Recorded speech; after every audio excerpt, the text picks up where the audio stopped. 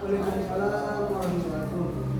Yang terhormat Bapak Kepala Sekolah SDN 3 Belikin, yang terhormat Bapak Dewan Guru dan beserta Ibu Dewan Guru, marilah kita aturkan puji syukur kehadiran Allah Subhanahu wa taala yang mana kita dapat berkumpul di sini melaksanakan kegiatan kombel atau komunitas belajar sekolah kita. Kemudian juga disertai dengan diseminasi atau penindasan tentang budaya positif yang merupakan tugas guru penggerak untuk menggerakkan komunitas belajar di sekolah. Baiklah, saya di sini akan membacakan agenda pada hari ini, yaitu yang pertama adalah pembukaan, yang kedua menyanyikan lagu wajib nasional, yang ketiga sambutan dari kepala sekolah, yang keempat ice breaking, kelima materi, dan keenam penutup. Baiklah, untuk membuka acara ini, marilah kita bersama-sama membacakan basmalah. Semoga dengan membaca basmalah tadi, acara kita hari ini dapat berjalan dengan lancar. Saya mengucapkan terima kasih sebelumnya kepada Bapak Kepala Sekolah dan kepada Dewan Guru yang telah berkenan hadir di acara diseminasi ini dan memberikan waktunya kepada ulun untuk memaparkan bagaimana itu budaya positif. Baiklah, memasuki acara kedua, yaitu menyanyikan lagu wajib nasional. Kepada Bapak dan Ibu dipersilakan untuk berdiri.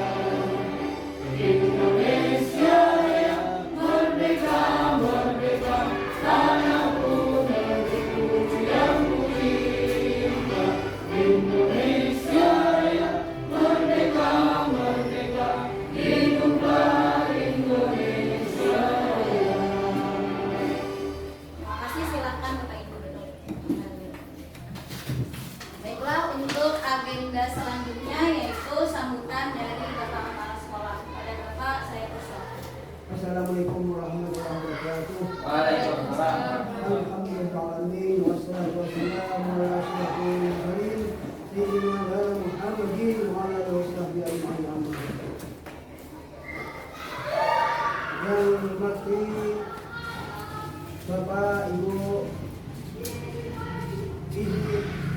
Ibu pengajian Ibu bikin yang lebih khusus lagi itu kepada Ibu penggerak, Ibu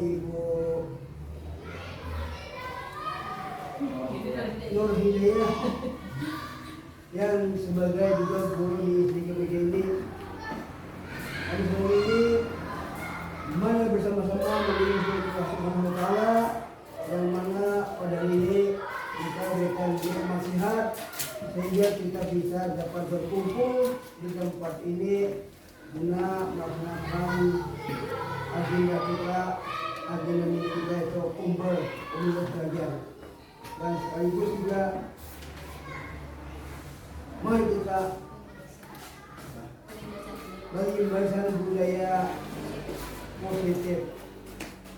Dan juga mari kita aturkan dan lupakan salam kepada baginda Rasulullah SAW, yang mana dengan beliaulah kita bisa berada di tempat ini dan kita juga bisa hidup di mana ini. Yang pertama, ungkapan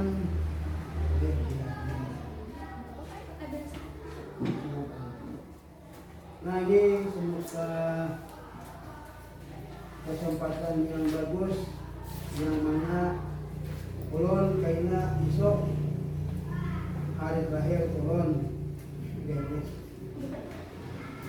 Nah kemudian untuk pelajaran administrasi kita, maka untuk kepemimpinan sementara ulun serahkan kepada Ibu kita, Ibu Kurnia, kaina simpel unjuk itu sebagai para pemarah menerangkan.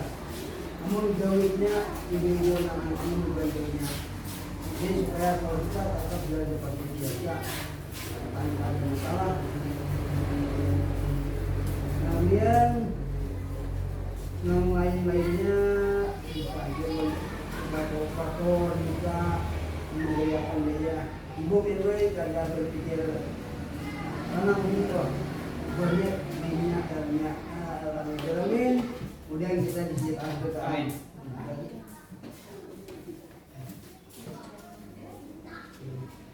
Nah maka mudah-mudahan acara kumbal dan pengimbasan budaya positif ini bisa kita laksanakan juga sebagai program yang aktif setiap minggu sekali. Dan kepada bapak ibu silakan juga pada masalah-masalah yang ada kalau diselesaikan sendiri, selesaikan bersama.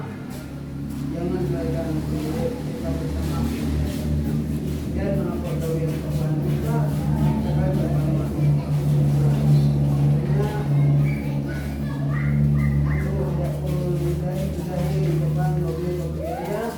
Assalamualaikum warahmatullahi wabarakatuh. Waalaikumsalam. Ucapkan terima kasih kepada Bapak yang sudah memberikan sambutan untuk acara kita pada hari ini. Nah, sebelumnya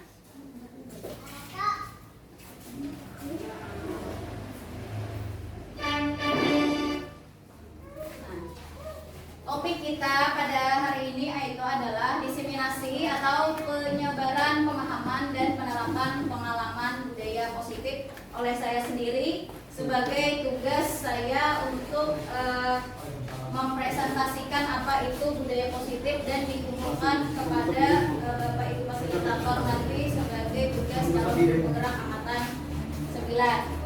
Nah, sebelum kita memasuki materi, nah di sini kita akan ice breathing dulu untuk lebih fokus. Nah di sini akan ada sebuah gambar, silakan Bapak Ibu tebak ini gambar apa.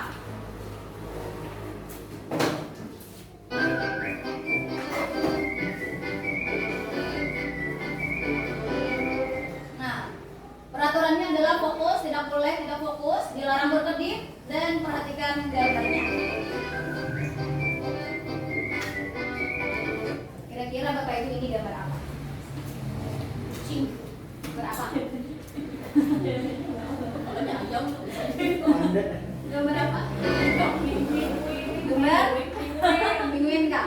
Ada kucing lah. Ada kucing lah Pak. Apa sih Pak? Anggiling. Oke, penguin. Penguin. Kita lihat apakah gambar apakah ini?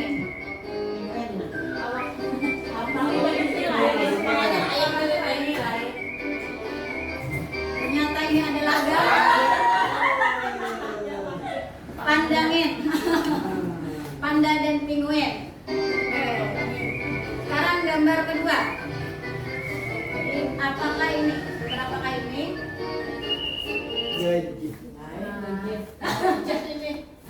Gambar apakah ini? Kayaknya singa. singa, Serigala, serigala. serigala, ada, banteng. Ayo bapak-bapak, gambar apakah itu bapak-bapak? Serigala. Bapaknya serigala, banteng, Ini singa, menipu. menipu. Oke, kita lanjutkan. Jawabannya adalah ini gambar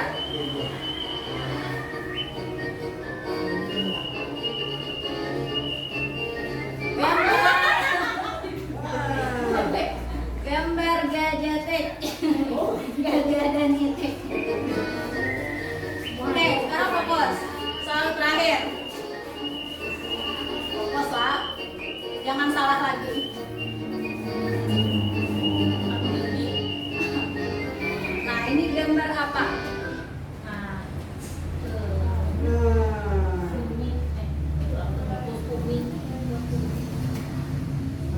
Gambar apa? Tarik tambang. Tarik tambang. Penjelasannya ada SIM-nya.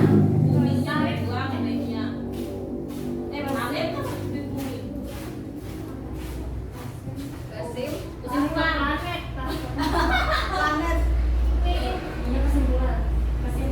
Kesimpulan. Tarik kesimpulan. Oke, kita buktikan. Apakah benar?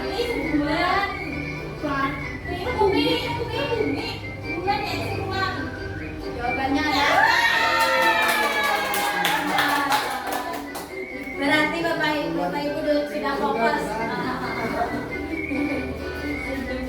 Nah, senyumnya. Oke. Sekarang kita masuk kepada materi. Alhamdulillah sudah fokus. Sekarang menurut Ki Hajar Dewantara, tujuan pendidikan itu adalah menuntun segala kodrat yang ada pada anak agar mereka dapat mencapai keselamatan dan kebahagiaan yang setinggi-tingginya, baik sebagai manusia maupun sebagai anggota masyarakat. Oleh sebab itu, pendidik hanya dapat menuntun tumbuh kekuatan kodrat yang ada pada anak agar dapat memperbaiki lakunya. Jadi menurut Ki Hajar Dewantara, pendidik itu adalah sebagai petani yang menanam padinya dan merawat padinya dengan baik. Anak-anak diibaratkan dengan padi. Jadi menurut Bapak Ibu, bagaimana supaya padi itu dapat tumbuh subur? Kira-kira seperti apa? Dipupuk, disiram. Dipupuk, disiram. Nah, jadi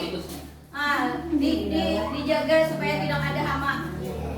Ya, seperti itu juga kita. Bagaimana kita menuntun kodrat anak, bagaimana cara kita memupuknya, bagaimana cara kita menuntun kodratnya supaya dari kebiasaan-kebiasaan mereka yang negatif dapat berubah menjadi kebiasaan yang positif. Selanjutnya, Nah, coba bentar. nah, budaya positif. Kira-kira menurut Bapak Ibu, budaya positif di dalam benak Bapak Ibu, kira-kira budaya positif itu apa? Budaya dan positif. Budaya itu kebiasaan. Positif? Positif yang baik. Ya. Jadi budaya positif di sekolah itu yaitu nilai dan kebiasaan di sekolah yang berpihak pada murid agar mereka dapat berkembang menjadi pribadi yang kritis, penuh hormat dan tanggung jawab sesuai dengan profil pelajar Pancasila.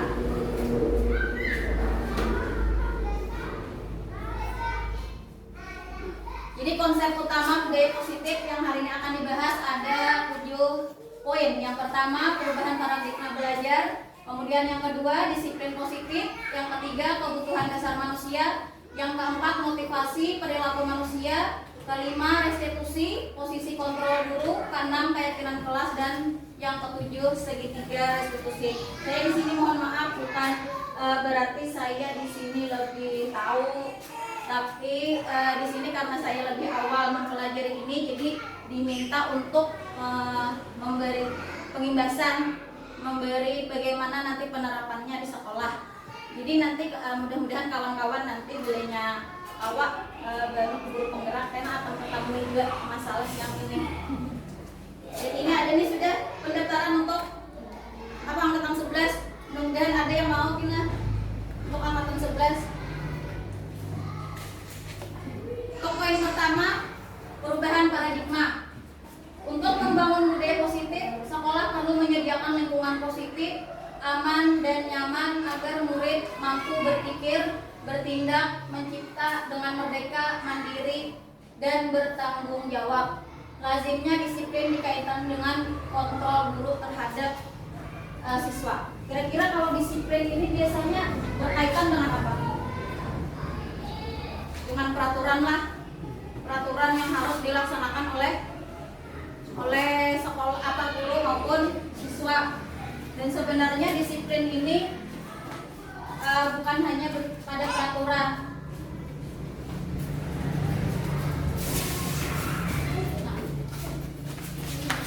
Contohnya, Anda dan teman Anda akan melakukan kegiatan cobalah buka. Silakan tunjuk teman Anda siapa yang menjadi A, siapa yang menjadi B. Tugas Anda adalah A, mengepalkan salah satu tangan Anda. Mengepalkan salah satu tangan Anda. Kemudian Anda bayangkan bahwa Anda menyimpan sesuatu yang sangat berharga di dalam tangan Anda. Setelah itu, Anda perlu menjaga benda tersebut sekuat tenaga Anda karena begitu pentingnya untuk kehidupan Anda. Tugas rekan Anda di sebelah yaitu mencoba dengan segala cara untuk membuka kepalan tangan Anda.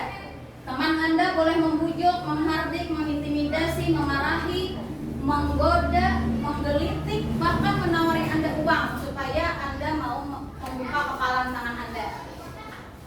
Cobalah lakukan kegiatan cobalah buka di atas dengan B secara bergantian. Masing-masing A dan B memiliki waktu 30 detik saja.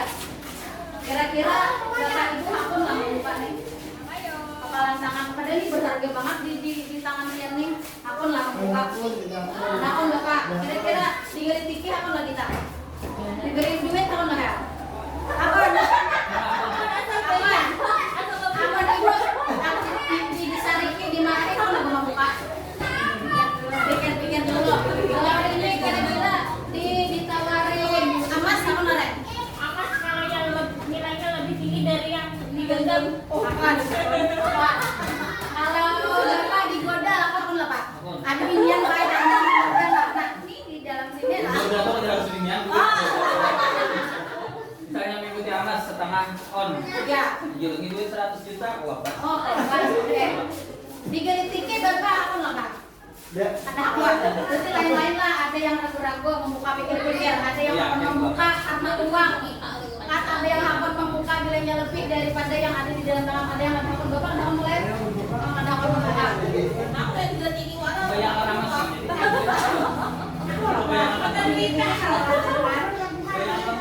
Terus tadinya baju yang ada mulai. Oh, itu udah. Bandingkan jawaban Anda apakah berbeda atau sama. Oh, tadi berbeda-beda sehingga jawabannya. Jika berbeda, nomor 1, apakah Anda atau B membuka kepalan tangan Anda? Ada yang hakun, ada yang ragu-ragu. Yang nomor 2, apakah Anda atau B menutup kepalan tangan Anda? Oh, ada juga tadi yang menutup masih. Yang ketiga, dalam kegiatan ini sesungguhnya siapa yang memegang kendali atau kontrol untuk membuka dan menutup kepalan tangan? Berarti diri kita seorang pula. Diri kita seorang yang memegang peranan. Nah, ini sama halnya dengan kita sebagai guru dan anak-anak kita sebagai murid.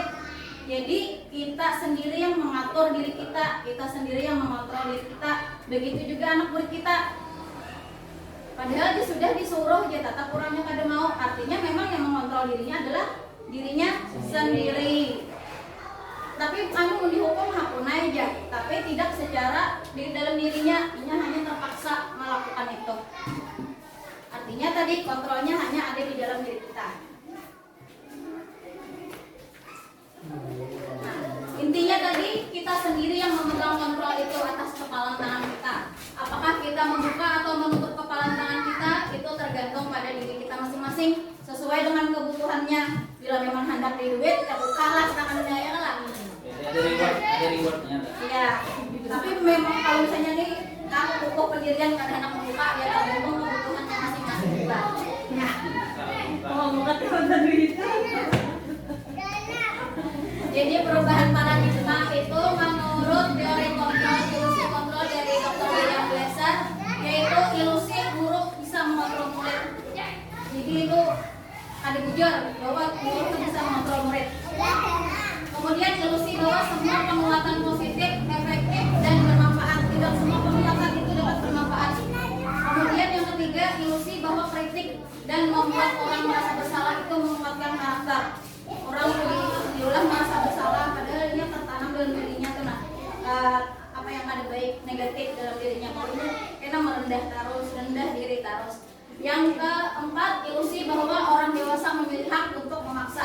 Biar dipaksa ya artinya ada hakun. Kalau karena dari dalam dirinya sudahnya ada hakun. Jadi ilusi bahwa orang tua itu dapat memaksa orang yang lebih kecil. Lanjut. Nah, poin yang kedua adalah disiplin positif. Nah, makna disiplin positif itu adalah berasal dari kata Latin disiplina yang artinya belajar. Tadi kita merasakan loh disiplin itu adalah peraturan, padahal artinya itu belajar. Makna asal dari kata ini berkonotasi dengan disiplin diri dari murid-murid Socrates dan Plato. Disiplin diri membuat orang menjadi potensinya menuju sebuah tujuan apa yang dia hargai. Jadi bukan sebuah peraturan sebenarnya disiplin. Namun dalam budaya kita makna kata disiplin telah berubah menjadi sesuatu yang harus dilakukan seseorang pada orang lain agar mendapatkan kepatuhan. Kecenderungan umum adalah menghubungkan kata disiplin dengan ketidaknyamanan. Pasti tidak ada nyaman. Disuruh tepat waktu disiplin. Pasti tidak ada nyaman. Desak-desak kita juga ya kalau sama aja juga. Bukan dengan apa yang kita hargai atau pencapaian suatu tujuan yang mulia. Jadi sebenarnya disiplin itu adalah belajar. Belajar bagaimana cara kita menerapkan nilai-nilai kebaikan. Selanjutnya, jadi disiplin adalah kemampuan memerintah diri sendiri. Disiplin itu tertanam dari diri kita dalam mengontrol dan menguasai diri untuk memilih tindakan yang maju pada nilai-nilai yang kita hargai dengan penuh tanggung jawab tanpa perintah orang lain. Tidaknya ada perintah, tanyamannya lah. Nilai-nilai yang kita hargai adalah nilai kebajikan atau sifat positif manusia yang merupakan tujuan mulia yang ingin dicapai setiap individu, yaitu nilai-nilai profil pelajar Pancasila. Jadi nilai-nilai yang profil pelajar Pancasila semalam kita ada 6 poin, yaitu beriman, bertakwa kepada Tuhan Yang Maha Esa dan berakhlak mulia, mandiri, bernalarnya kritis, kreatif, bergotong royong dan berkebinekaan global. Nah, kita harapkan kita sebagai pengajar dan anak-anak kita juga sebagai murid dapat menerapkan disiplin positif ini dengan menerapkan nilai-nilai profil pelajar Pancasila yang ke-6 ini. Nah, kebutuhan dasar manusia. Realitas kebutuhan setiap orang berbeda-beda. Kita harus berusaha memahami pandangan orang lain tentang dunia. Setiap orang memiliki gambaran yang berbeda-beda. Kita sebertaan setiap manusia, baik kita sebagai guru maupun anak-anak didik kita, mempunyai 5 dasar kebutuhan. Yang pertama adalah survival. Survival adalah kebutuhan bertahan hidup. Kemudian cinta, kasih atau merasa diterima. Kemudian kesenangan, kebebasan, dan penguasaan. Di sini ada sebuah kasus. Kasusnya adalah Ibu Ani, guru kelas 6, sedang bingung menghadapi ulah salah satu murid di kelasnya bernama Agus. Beberapa anak telah datang dan mengeluhkan sikap Agus yang seringkali meminta bekal makan siang mereka dengan paksa. Jika menghadapi situasi Ibu Ani, apa yang Anda akan lakukan? Kira apa yang Anda lakukan? Bilanya mendapati anak yang memaksa-maksa meminta ampun kawannya, bekal makan siang temannya, maka dilakukannya setiap hari. apa yang Anda lakukan sebagai guru? Ditanya dulu. Ditanya dulu. Apakah digunakan Oke. baru Diberikan solusi, ditindak. apa bisa kena kawan? Bilang ada kawa? Ya sudah, boleh. Oke. Jadi kira-kira alasannya Agus ini kenapa yuk kira-kira ada membawa menurut Bapak Ibu? Kira-kira faktor keluarga, Faktor keluarga, ekonomi keluarga, ekonomi, ada lagi lah. Ekonomi bisa jadi. keluarga yang tadi orangnya ada anak yang mau mengikuti wajah Dia ambilnya pulang. pulang di rumah Padahal mau kawan nih. kali mana makan Nih anak dua mau diambilnya. Ada ekonomi. Oh di rumah kan ada dia juga yang ada suami merasain itu boleh diambil. sehari itu jangan makan Mau sehari kada makan. Jadi melihat kawan-kawan supaya jadi ini tadi supaya kau bertahan hidup Pak bulan. Nah kira-kira macam-macam nih alasan Agus. Nah alasannya yang pertama kira-kira mengejar Agusnya lapar. Kira-kira yang jadi ibu tadi Agusnya lapar, orang tuanya tidak menyiapkan bekal makan siang. Berarti inya sedang mempertahankan hidupnya. Nah kebutuhan hidupnya yang pertama itu ada tercukupi. Inya mengambil ampun orang. Nah kemudian yang kedua cinta merasa diterima. Agus senang teman memperhatikannya. Ini aku mau jadi kawan. Aku juga melihat kawan kita yang pina cemberut ekspresinya. Nah jadi kebutuhan yang kedua yaitu rasa cinta dan terima dan diterimanya itu tidak terpenuhi. Jadi Agus melakukan itu. Yang ketiga penguasaan. Agus merasa hebat ketika temannya takut dan menuruti kemauannya, merasa hebat. Jadi kebutuhan dasarnya sebagai penguasa tidak tercukupi, jadinya harus merampas itu supaya tercukupi. Yang keempat kebebasan. Agus merasa bosan karena menunya bukannya sama dia itu terus belajar bawa bekal orang minta Allah terus gitu. Nah padahal kawannya membawa sosis, kawannya membawa ayam, jadi dia bosan. Jadi kebutuhan yang keempat kebebasan itu tidak terpenuhi. Dan yang kelima kesenangan. Agus hanya iseng dan menikmati ekspresi wajah temannya yang sedang kesal. Yang ketujuh melihat kawannya teh ngeramut. Ketujuh melihat kawannya menangis. Nah, ketujuh membuli. Artinya memang lima kebutuhan dasarnya itu memang ada yang tidak terpenuhi. Ketika kebutuhan dasar manusia kita sendiri pun bilanya kada terpenuhi pasti merasa apa? Merasa kecewa, merasa sedih, kita merasa patah hati itu pasti. Sama seperti Agus, bahwa ada salah satu mungkin yang jadi ibu tadinya orang tuanya kada menyiapkan bekal makanan. Jadi kita sebagai guru ini justru jadi ibu tadi dulu menakuni apa yang sebenarnya terjadi dengan dirinya. Kemudian kebutuhan apa yang kita identifikasi bahwa kebutuhan itu tidak terlaksana dengan baik oleh di dalam dirinya. Kemudian solusinya apa, Bu? Kira-kira solusinya kalau sudah dapat kita identifikasi. Dihukum. Kita beri hukuman. Gantung anunya, penyebabnya. Kalau misalnya untuk bertahan hidup malah tambah lama ada yang dihukumnya kalau disuruh apa ya? Kira-kira apa solusinya? Atau kita beri makanan kan? Atau memberi tidak mungkin memberi uang? Jadi seperti apa yang menurut Bapak Ibu untuk memenuhi kebutuhannya yang pertama bertahan hidup supaya Agus Tuti tidak lagi mengambil makanan temannya. kira-kira dulu di makanan agama dulu Jadi apa spiritualnya dulu supaya kayak apa ini bersikap baik, supaya bersikap baik di rumah temannya. Itu harus sabar, lah. Nah, antara kita dan orang tua. jadi kita juga harus memanggil orang tuanya, berkolaborasi dengan orang tua. Ya ini jujur benar gue harus berkolaborasi dengan orang tua kayak apa supaya anak dia ini jangan lagi mengambil ampun kurang karena kebutuhan dasar bertahan hidupnya tentang makanannya itu ada terpenuhi. Nah di sini, jadi intinya tadi ketika kebutuhan dasar manusia itu terpenuhi maka akan merasa senang, merasa happy, merasa bahagia. Dan apabila tidak terpenuhi maka akan muncullah perilaku negatif yang bisa dilakukannya baik itu di lingkungannya maupun di lingkungan masyarakat maupun di lingkungan sekolah. Nah, untuk poin berikutnya adalah teori motivasi perilaku murid. Semua perilaku memiliki tujuan. Yang pertama, untuk menghindari ketidaknyamanan atau hukuman. Apa yang akan terjadi apabila saya tidak melakukannya? Ketika kita dulu lagi kecil, lagi halus, lagi pertama sekolah, kira-kira pernah nggak mendapat hukuman? Pernah.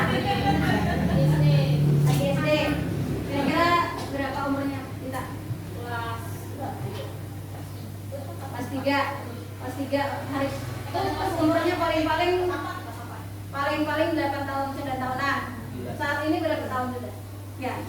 Umur 31 dikurangi 8, kalau dikurangi 9 berarti berapa tahun?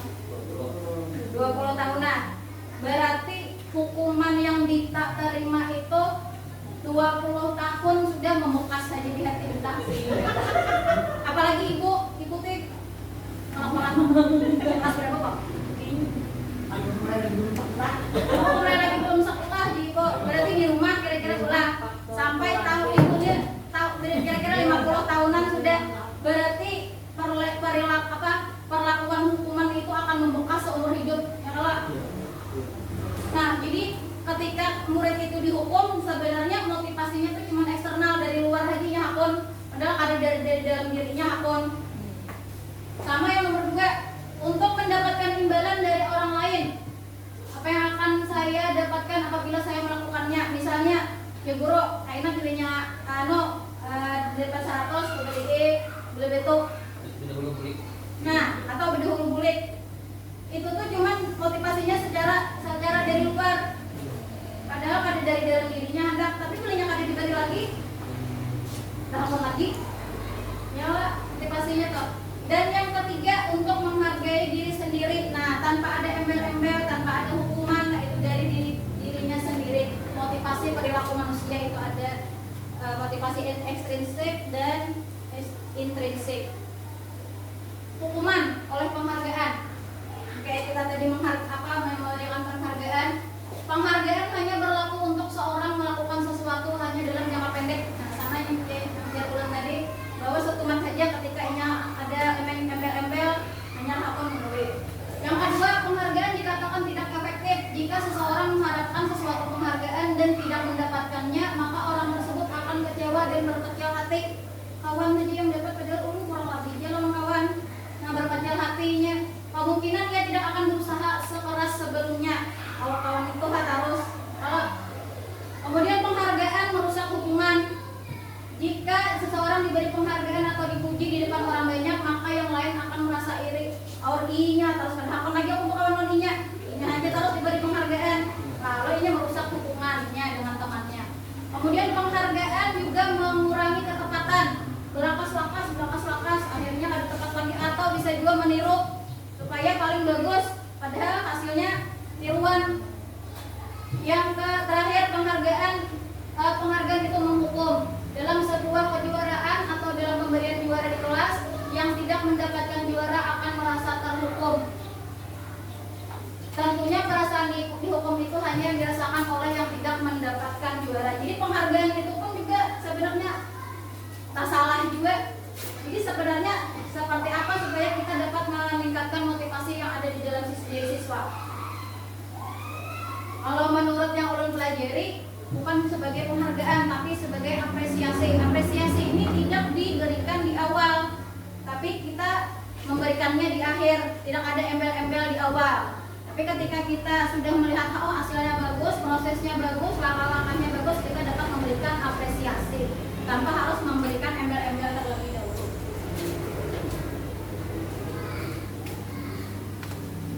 Nah, hukuman. Apa bedanya hukuman, konsekuensi, dan restitusi? Hukuman itu tidak terencana atau tiba-tiba ini melakukan kesalahan, padahal doanya yang ada tahu langsung dihukum. Kan berdiri di tiang bendera itu hukuman.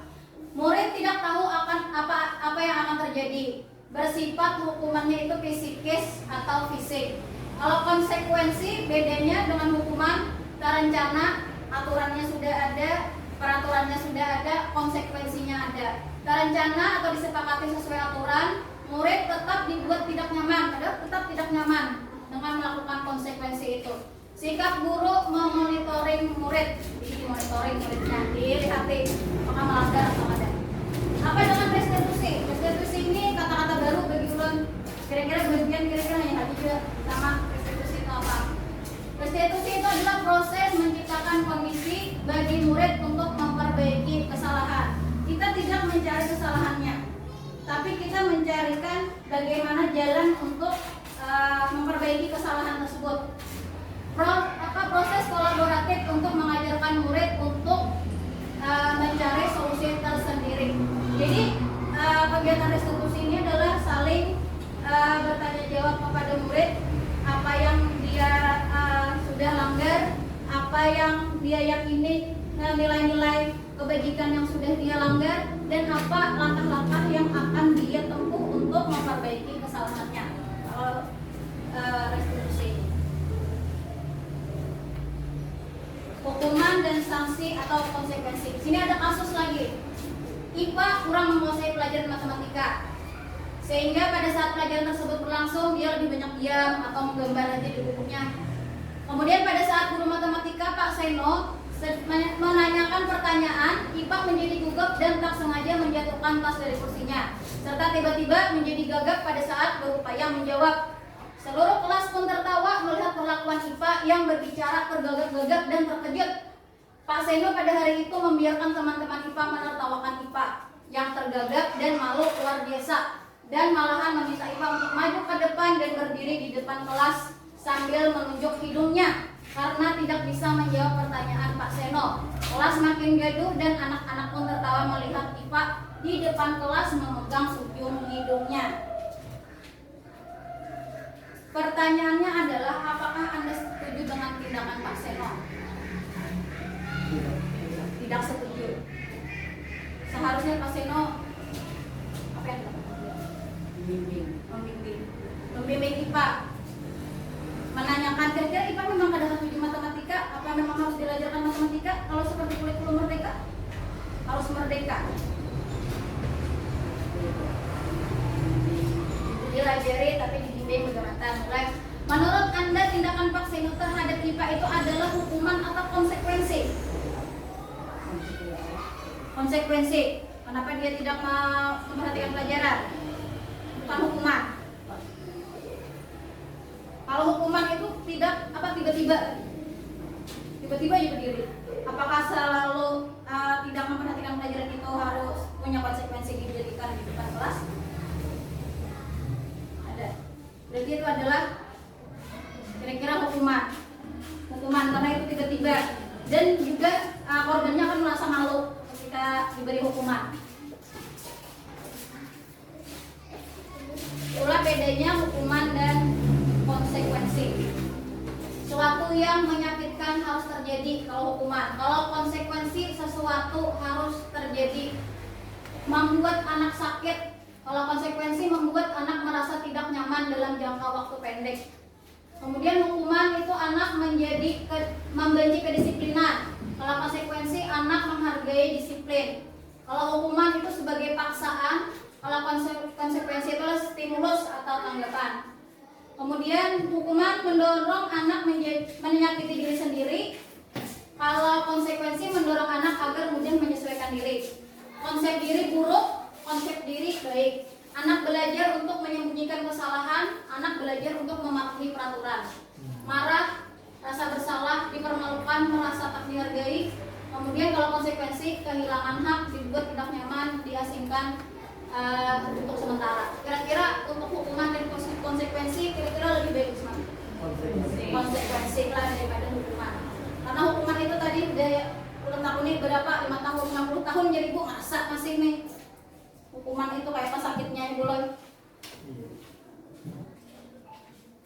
Nah, kira-kira menurut Bapak Ibu mencatat secara sekali di buku kalimat saya tidak terlambat lagi karena terlambat sekolah itu hukuman atau konsekuensi? Hukuman oleh. Lari mengelilingi lapangan basket 2 kali karena terlambat hadir sekolah, hukuman atau konsekuensi. Nah, murid diminta untuk push up 15 kali karena tidak menggunakan masker, hukuman. Mengganti kertas tugas teman yang telah dicoret-coret, konsekuensi. Membersihkan tumpahan air di atas meja karena tersenggol, konsekuensi. Coba murid disuruh untuk mengenakan sepatu seharian, mengenakan sepatu seharian di sekolah karena tidak mengenakan sepatu hitam, hukuman Pak, seharian. Ada boleh mengenakan sepatu. Lari mengelilingi lapangan basket 2 kali karena terlambat 10 menit untuk pelajaran PJOK. Kenapa Bapak PJOK? Kira-kira hukuman konsekuensi. Lari mengelilingi lapangan basket 2 kali. Hukuman. Oke, udah, hukuman. Nah, kita udah duduk, silahkan berdiri lagi. Ice breaking lagi, lapas deh kita duduk. Silakan ikuti gerakannya.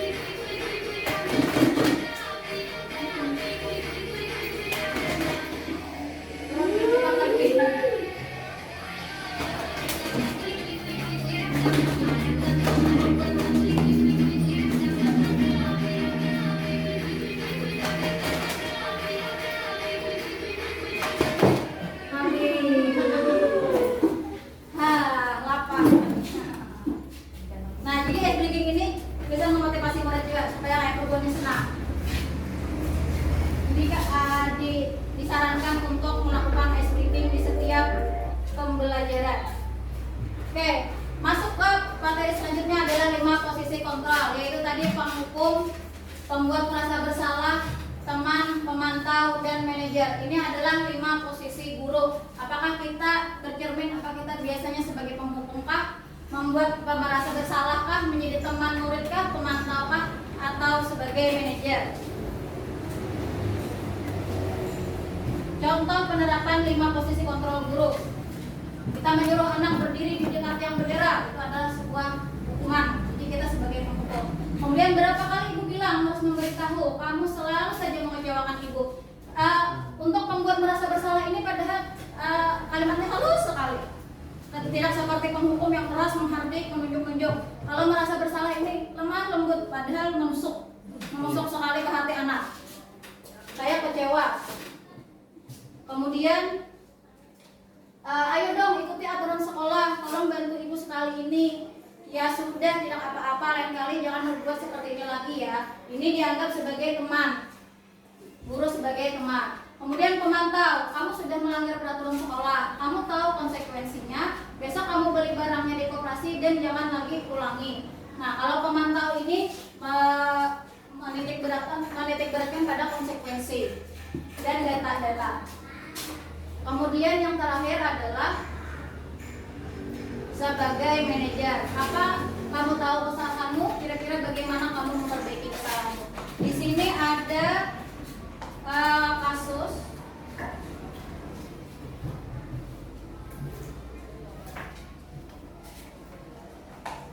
Contoh kasusnya.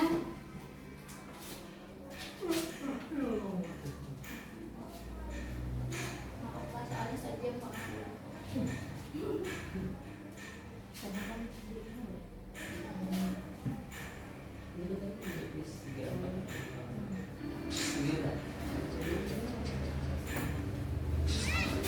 Guru sebagai pemukul.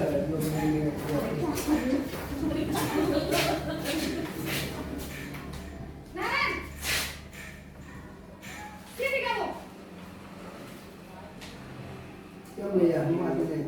Selalu terlambat. Oke, mau Kamu deh, pasti terlambat. Masih ini kan kalau aku saya Apa? Hanya pemandangan batu kali jadi. Alasan kamu apa lagi? Kapan sih kamu tidak terlambat? Malas sekali ya kamu jadi anak. saya Dasar pemalas. Gak kapok-kapok sih kamu. Sudah berapa kali terlambat? Sana, kamu keliling lapangan basket 2 kali. kenapa saya harus ke lapangan basket, Bu? Kenapa? Kamu melawan ibu. Berani-beraninya jawab. Sudah terlambat, masih berani jawab pula. Sekarang, keliling lapangan basket 5 kali sekalian. Biar kapok. Cepat. Pergi sana ke lapangan basket. Posisi pemukul biasanya berbicara dengan nada tinggi, menghardik, menunjuk-nunjuk, menyakiti, dan menyindir. Hukuman bisa berupa fisik maupun psikis. Ibu dan bapak guru hebat. Dampak yang terjadi pada murid ketika guru berada pada posisi pemukul adalah murid cenderung akan memberontak, bahkan menyimpan dendam.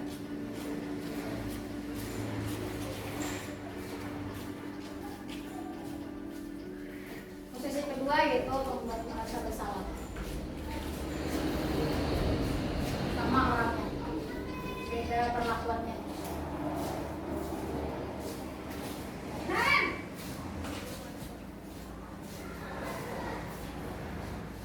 Selamat pagi, Bu. Naren. Kamu kenapa terlambat lagi, nak? Ya Tuhan, Naren. Kamu senang ya bikin ibu susah ya? Kalau kamu terlambat lagi, nanti ibu yang ditegur bapak kepala sekolah, nak. Nada bicaranya memang lembut sama lembut, tapi sebenarnya menusuk. Duh, gimana ini? Maaf, Bu. Duh, Gusti Naren. Kamu suka ya kalau ibu ditegur bapak kepala sekolah? Terus, sekarang ibu harus tulis apa yang di buku absen? Ini kamu sudah sering terlambat loh. Ibu harus apa coba? Maaf, Bu. Maaf sekali. Ya sudah, lain kali jangan bikin ibu susah lagi ya nak ya. Ibu tidak akan kuat lagi kalau kamu begini terus. Bisa jantungan kalau ibu tegur bapak. Saya jantungan gitu. Sana cepat, kelas. Maaf ya, Bu. Maaf sekali. Jangan terus merasa bersalah. Namanya Bu. Gurunya Pak, guru piket Pak, yang menjagain Pak. Kata-kata yang Kata-katanya tetap menyalahkan murid, walaupun nadanya lemah lembut. menganggap buruk dirinya sendiri, merasa tidak berharga, dan tidak sanggup membahagiakan orang lain. Ketika guru mengambil posisi pembuat rasa bersalah, murid akan mengingat dirinya yang bersalah, dan ia akan menyimpan emosi negatif tersebut dengan Sebenarnya ini lebih berbahaya daripada hukuman. Kalau hukuman kita belak-belakan, kalau ini secara halus. Ini posisi teman.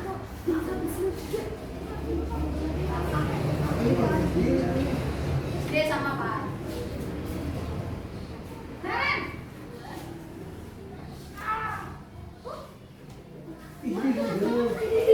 Ini SMA Pak. Saya SMA. Apa ini nak? Selamat lagi ya saya. Iya, Bu. Tapi Sikapnya lama, seperti saya teman-teman biasa. ngomongkan saya, Bu. Kamu selalu menyalahkan ibu kamu.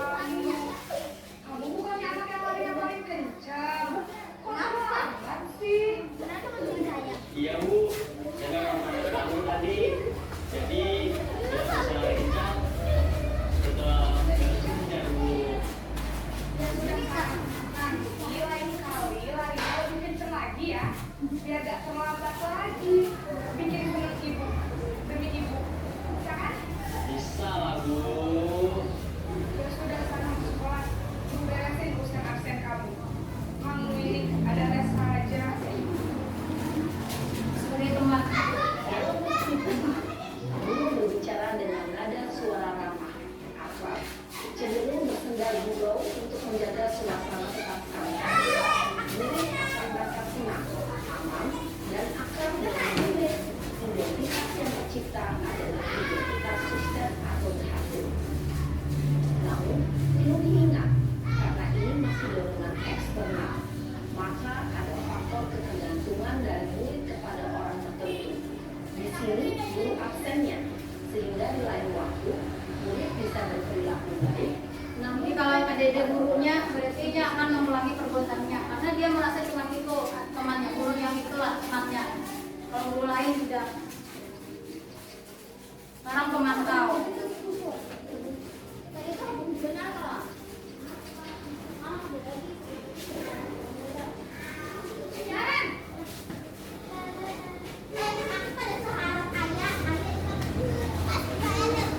Naren, apa peraturan sekolah kita tentang jam berapa kita harus masuk sekolah? Nah, Kalau pemantau ini mengaitkan dengan konsekuensi. Sekolah jam 7 Bu. iya betul. Sekarang sudah jam 7.20. Naren sudah tahu konsekuensinya jika terlambat hadir. Paham Bu. Saya harus tinggal keluar pas jam istirahat selama 20 menit.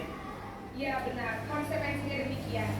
Jadi nanti jam 9.30 pas istirahat, kamu harus tinggal di kelas, kerjakan tugas tambahan untuk ketertinggalan kamu, ya. Baik Bu.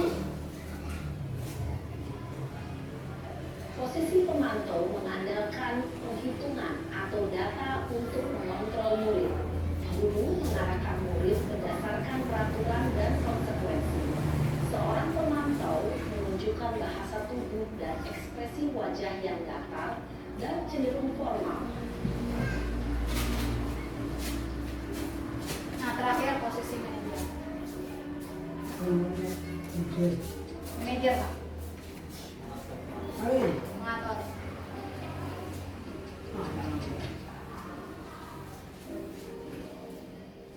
Naren, Nah, Selamat pagi Bu. selamat pagi Naren. Maaf Bu, saya terlambat. Iya, sekolah masuknya jam 7, sekarang sudah jam 7.20. Jadi sekarang bagaimana ini Naren? Maaf Bu, saya lupa setel alarm saya semalam. Baiklah, menurut kamu, keyakinan sekolah yang mana yang harus kamu tingkatkan?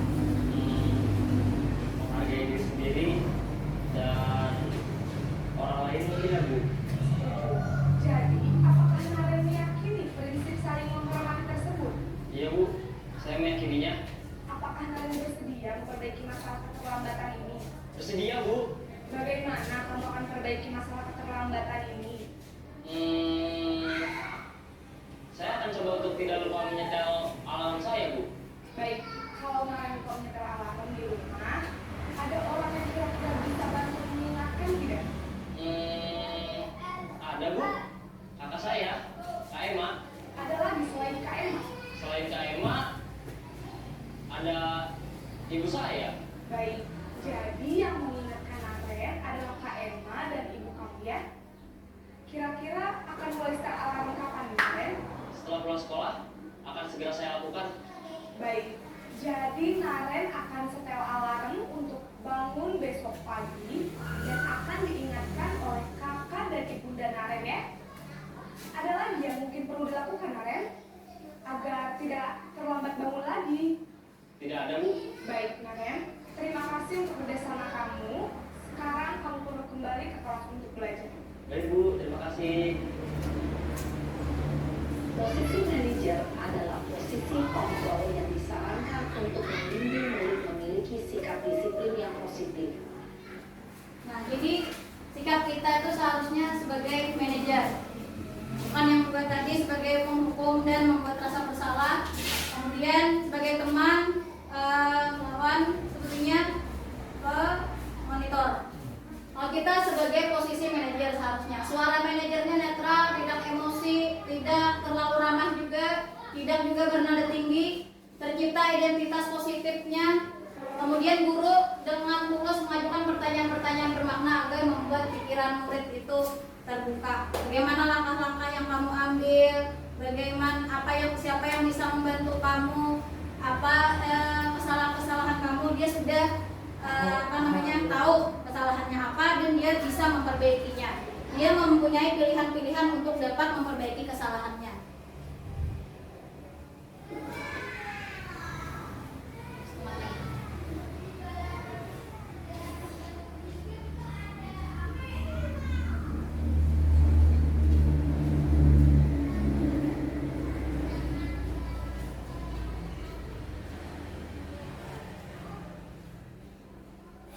Nah, kalau ada kata-kata ini saya kecewa sekali dengan itu sebagai apa kira-kira posisinya?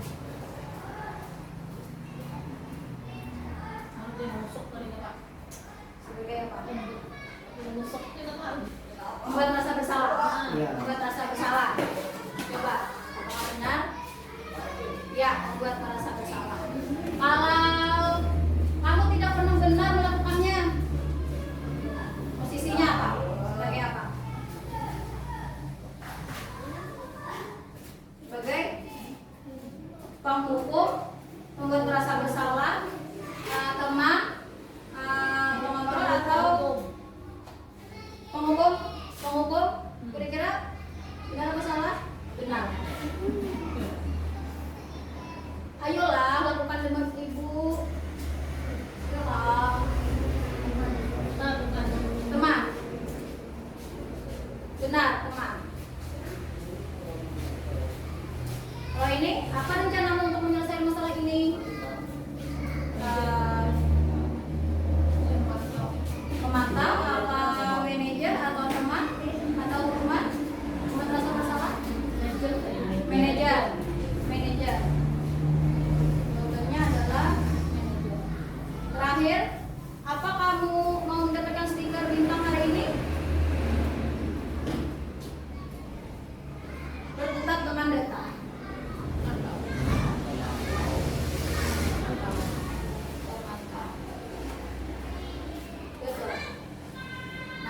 Keenam, keyakinan kelas. Nah, kami di sini sudah melakukan keyakinan kelas, di sana sudah kami ikat dan kami tempel di sana keyakinan kelasnya. Jadi keyakinan kelas adalah nilai-nilai kebajikan atau prinsip-prinsip universal yang disepakati bersama secara universal lepas dari perbedaan agama, suku, dan negara. Jadi menurut dosen, suatu keyakinan akan lebih memotivasi seorang dari dalam. Seorang akan lebih bersemangat untuk menjalankan keyakinan daripada hanya sekadar mengikuti peraturan. Jadi keyakinan kelas ini adalah dibuat oleh anak-anak itu sendiri. Mereka yang membuat dan mereka yang melaksanakan. Jadi bukan dari kita. Kalau kita itu berarti peraturan. Kalau keyakinan kelas adalah dibuat oleh anak-anak itu sendiri. Nah, mengapa keyakinan kelas bukan peraturan kelas? Kira-kira kenapa itu keyakinan kelas bukan peraturan kelas? Karena kita di sini bukan membuat peraturan. Karena kita akan menunjukkan nilai-nilai kebajikan, nilai-nilai keyakinan apa yang mereka sepakati untuk kelas mereka, bukan peraturan kelas. Nah, pembentukan keyakinan kelas adalah lebih bersifat abstrak daripada peraturan yang rinci dan konkret. Abstrak aja, secara umum aja. Keyakinan kelas berupa pernyataan universal, bisa dilakukan secara umum. Pernyataan keyakinan kelas dibuat dalam bentuk positif, hal yang positif, dilarang makan, itu artinya peraturan. Tidak terlalu banyak agar mudah diingat dan dipahami. Sesuatu yang dapat diterapkan di lingkungan, semua warga ikut berkontribusi dalam pembuatan keyakinan kelas lewat kurang pendapat, bersedia meninjau kembali keyakinan dari waktu ke waktu. Di sini ada contohnya keyakinan kelas. Nah, manakah yang merupakan keyakinan kelas? Gambar pertama atau kedua? Yang pertama, mematuhi tata tertib sekolah, masuk atau pulang tepat waktu, belajar dengan tertib, saling menghargai, berpakaian rapi dan sopan, bersikap baik dan jujur, mengikuti sholat berjamaah. Ini apakah keyakinan atau peraturan kelas? Keyakinan. Kalau sebelah sini,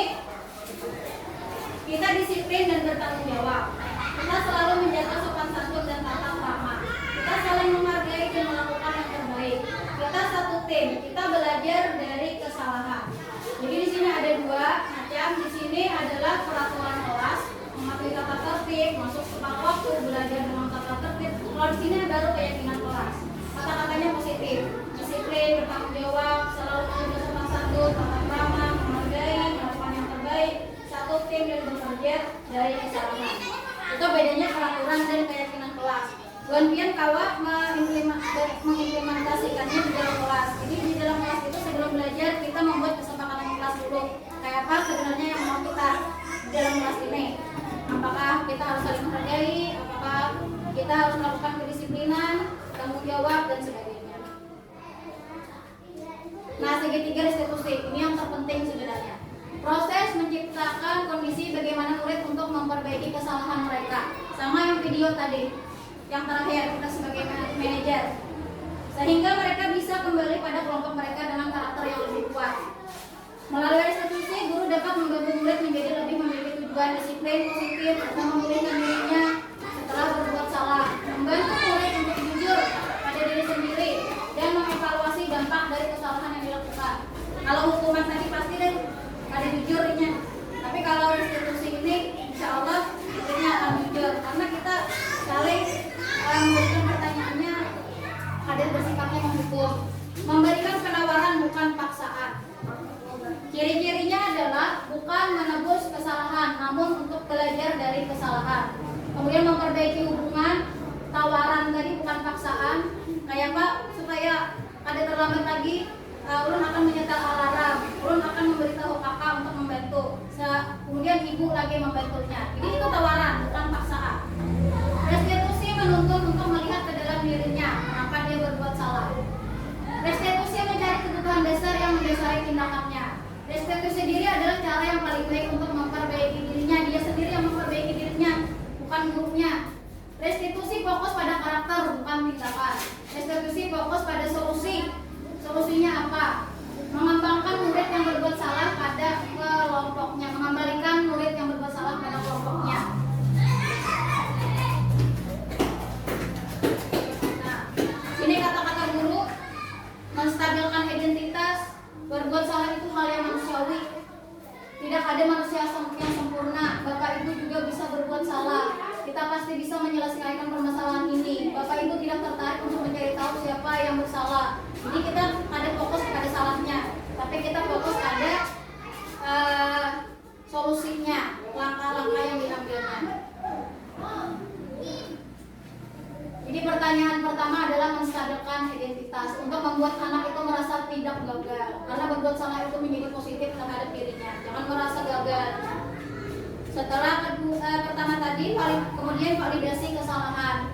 Guru berkata, kamu bisa saja melakukan hal yang lebih buruk, tapi kamu tidak melakukannya. Validasi kesalahannya, kesalahan apa yang dia perbuat.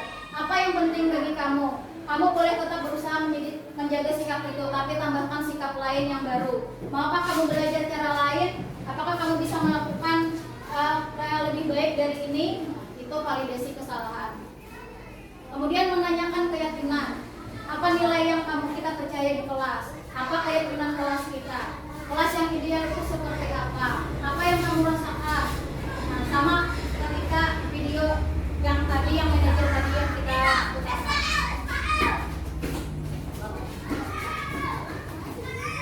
Nah, penerapannya di kelas, ini ada Akbar sering melakukan terlambat ke sekolah. Jadi Ron melakukan penerapan segitiga restitusi terhadap Akbar. Alhamdulillah Akbar sampai ini ada sekolah lagi terlambat. Alhamdulillah Pak. Masalahnya banyak yang terlambat. Cuman di Begamatan kita ada orang kayak langsung ya Pak. Ini perlu Begamatan juga.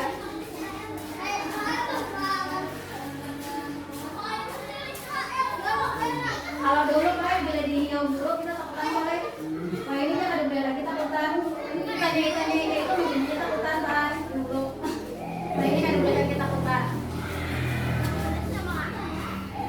Nah ini penerapan bulan di kelas. Nah penutup yang terakhir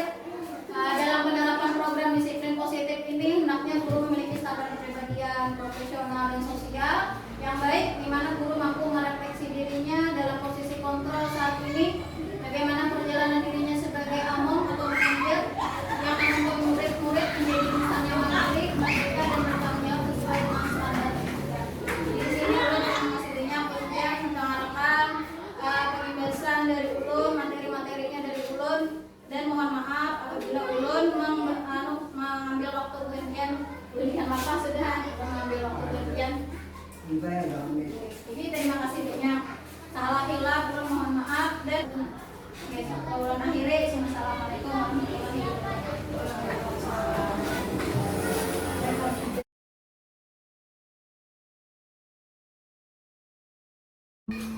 Assalamualaikum warahmatullahi wabarakatuh. Waalaikumsalam warahmatullahi wabarakatuh. Bagaimana kabarnya hari ini? Alhamdulillah, luar biasa. Allahu Akbar. Baiklah, hari ini anak-anak kita akan membahas tentang keyakinan kelas. Apakah anak-anak sudah tahu apa itu keyakinan kelas? Ya. Keyakinan itu mirip-mirip dengan tata tertib atau peraturan. Kan di sekolah ada yang namanya peraturan, ada yang namanya tata tertib. Nah, jadi di kelas kita juga nanti akan membuat peraturan. Peraturannya seperti apa? Nah, peraturannya dalam bentuk keyakinan. Kenapa dalam bentuk keyakinan? Karena dengan adanya keyakinan, kalian meyakini dalam diri dan berusaha untuk melaksanakan dan bertanggung jawab atas nilai-nilai yang kalian yakini. Nah, hari ini kita akan membuat keyakinan kelas itu atau kesepakatan kelas itu. Contohnya, kita akan membuat keyakinan kelas dalam bentuk kesepakatan seperti saling menghargai. Nah, saling menghargai itu keyakinan kita bahwa nilai-nilainya kita harus saling menghargai antar teman, kemudian saling menghormati contohnya, dan menghormati juga antar teman dan guru juga saling menghormati. Contoh lain ada tidak? Misalnya tidak membuang sampah sembarangan. Jadi keyakinannya adalah kita harus menjaga kebersihan. Nah, kalau keyakinan kelas itu kalimatnya harus positif. Kalau tidak boleh membuang sampah sembarangan, itu kalimatnya negatif. Coba nanti kita tulis buanglah sampah pada tempatnya, gitu. Atau selalu menjaga kebersihan. Nah, kira-kira ada pertanyaan untuk pembuatan keyakinan kelas? Ya. Nah, sekarang Ibu minta kalian menuliskan keyakinan kelas. Kalimatnya dalam bentuk positif tadi. Jangan ada kata dilarang ataupun tidak boleh. Nah, di kertas ini. Nah, kertasnya Ibu bagikan satu-satu. Sudah ya, Ibu bagikan. Nah, sekarang silakan kalian tulis di kertasnya.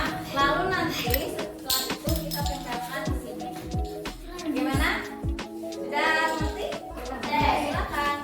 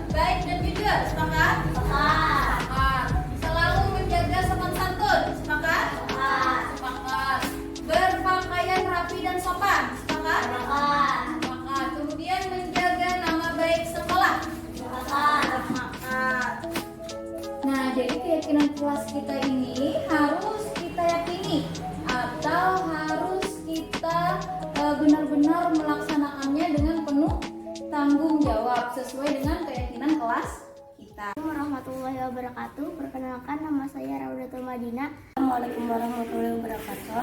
Perkenalkan, nama saya Ahmad Saidul Wafa. Senang sekali, Senang sekali sangat penting karena dapat membuat kita saling menghargai orang lain.